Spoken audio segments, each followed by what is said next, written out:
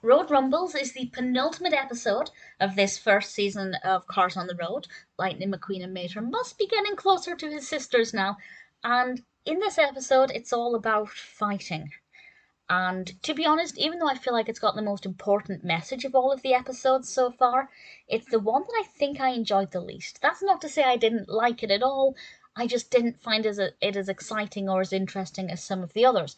It starts off with McQueen and Mater bickering because they are lost. It's quite late at night, it's dark, they're obviously tired, and they're getting at each other, trying to blame each other for this situation. And while they're doing this, they encounter this gang of cars who are having a turf war, and these cars have kitted themselves out with, studs and weapons, and they're all ready to fight one another. And they try and rope Mater and Lightning McQueen into this, and they don't want to go along, but obviously, when you've got that many cars ganging up, they don't really have a choice. And I will discuss kind of more about this narrative in a moment with a spoiler warning. But I'd say it's interesting enough. Visually, it worked very well. The music and sound effects were very good. The ice cream truck, I enjoyed in particular. I definitely liked the ice cream truck. And I thought it worked. There was nothing about it that stood out as being, clunky or underdeveloped or badly paced or anything. It worked well. I just don't think it was as interesting to me personally as any of the others.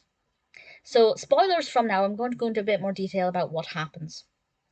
And we learned to begin with that the reason that this fight happened is because they were these cars having a lovely camping trip, and one thing led to another, and they began to bicker and argue. And that argument turned into a war between these two sides. And McQueen gives this fabulous speech about how you shouldn't let a little tiff between you and your friends turn into something colossal and potentially irreparable. And I thought that was such a lovely message and brought it full circle with the beginning of the episode with them being lost. So I think that that actually worked very well. And it was a very well written, very well developed narrative, and a wonderful speech that McQueen gave. But as I said, just for me personally, I didn't think it was interesting as the other episodes.